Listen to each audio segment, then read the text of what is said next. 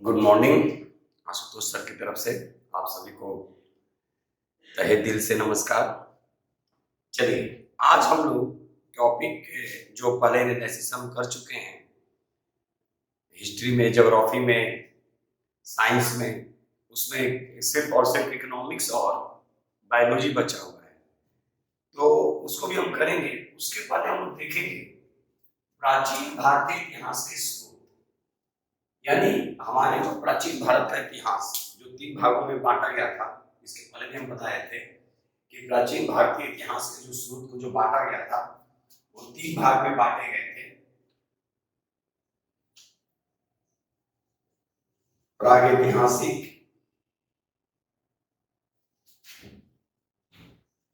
आदिऐतिहासिक और ऐतिहासिक। इसमें जो हम लोग बांटे थे तो इसी का सोर्स है कि कहां कहां से ये प्राचीन भारतीय इतिहास के स्रोत लिए गए।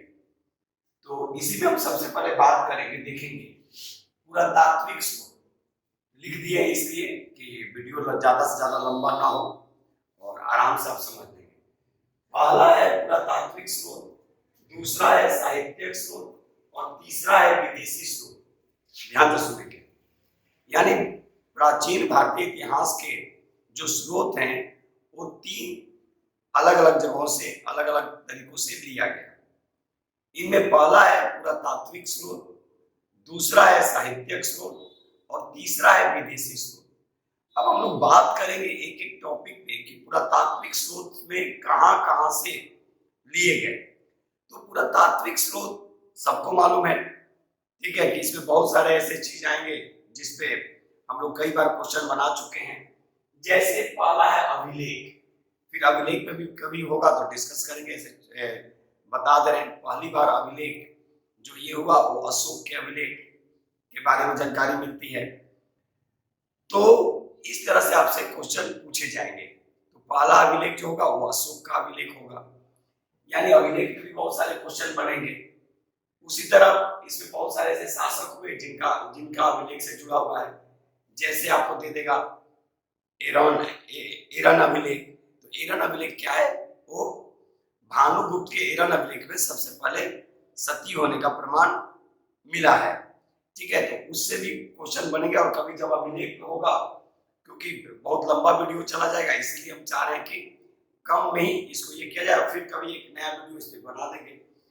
तो पुरातात्विक स्रोत में सबसे पहले हम लोग अभिलेख और अभिलेख की चर्चा होगी, यानी जो पुरातात्विक स्रोत से जो प्राप्त हुआ उसमें सबसे पहले अभिलेख है, फिर है मूर्तिकला।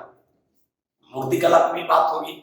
आप देखेंगे मूर्तिकला में कि यहाँ पे अलग अलग तरीकों से, जैसे आप ध्यान दीजिएगा मथुरा कला, गंधार कला, इसमें भी बात करेंगे, द्रविड़ शैली, तो अलग अलग तरीकों से बात किया जाएगा, ठीक है।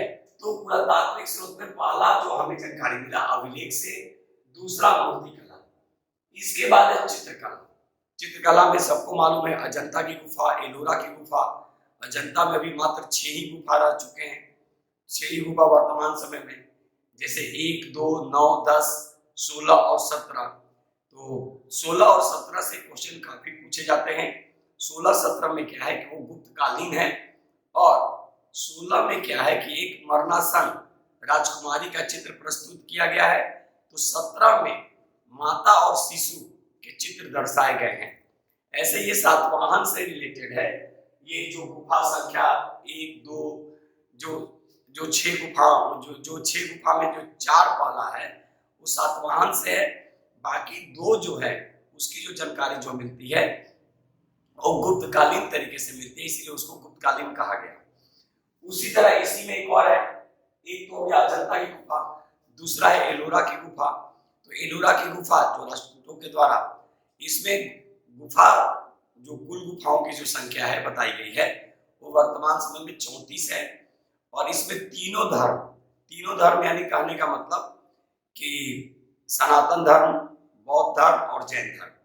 तो गुफा संख्या 1 से 12 याद रखिएगा, गुफा संख्या 1 से 12 जो होगा एलोरा का, ये होगा बौद्ध का। याद रखिएगा, ये बौद्ध से संबंधित 13 से लेकर अगर 29 तक बात करेंगे तो सनातन यानी हिंदू, और 30 से 34 तक जो बात करेंगे ये है जैन। इस चीज का रखेगा, यानी इसमें तीनों की चर्चा मिलती है। उसी तरह सिक्के के बारे में हम लोग पढ़ेंगे, सिक्के के अध्ययन को क्या कहा जाता है, ये सब क्वेश्चन पूछे जाते हैं, तो ऑब्जेक्टिव में वो सब हम आप लोग को करवा देंगे।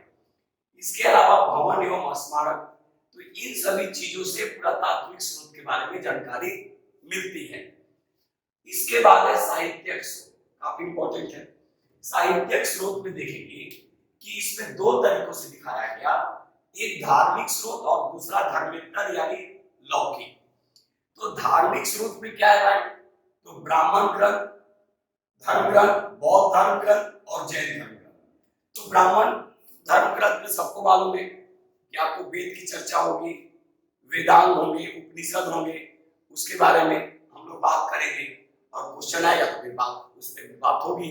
यानी ब्राह्मण ग्रंथ में जो भी बातें होंगी, यानी जैसे वेद उपनिषद हम लोग पढ़ते हैं तो इसके बारे में चर्चा होगा, वेदांग, इन सभी चीजों के बारे में कहाँ से, महाकाव्य जैसे रामायण महाभारत, तो ये हमारे ब्राह्मण धर्म ग्रंथ है। फिर उसी में वेद में पढ़िएगा ऋग्वेद, यजुर्वेद, सामवेद, अथर्ववेद, तो इन सभी चीजों को भी हम लोग को कवर करना है।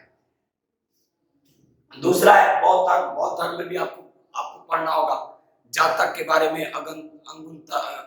अंगुत्तर निकाय के बारे में।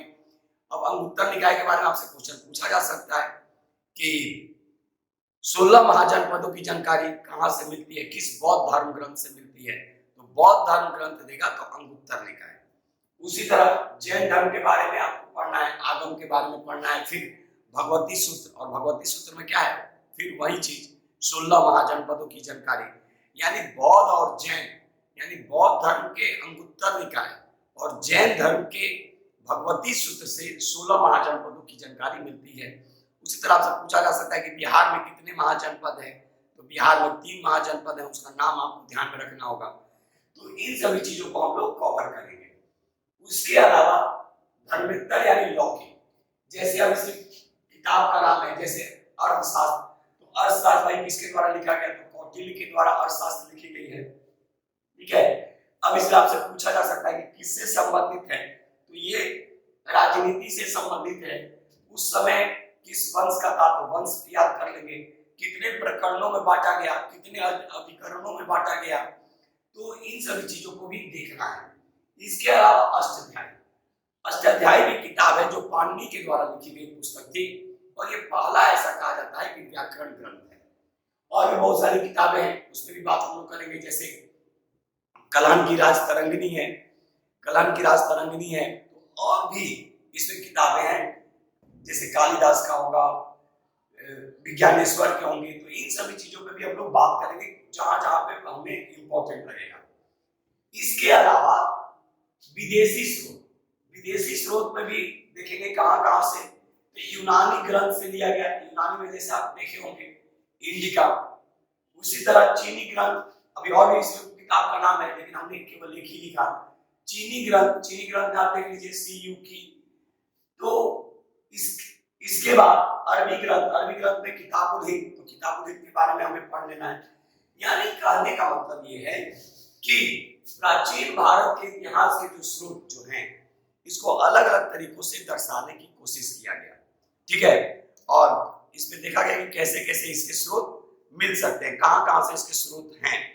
तो उसी में हमने पहला देखा कि पुरातात्विक स्रोत, दूसरा देखा साहित्यिक स्रोत, और तीसरा देखा विदेशी स्रोत।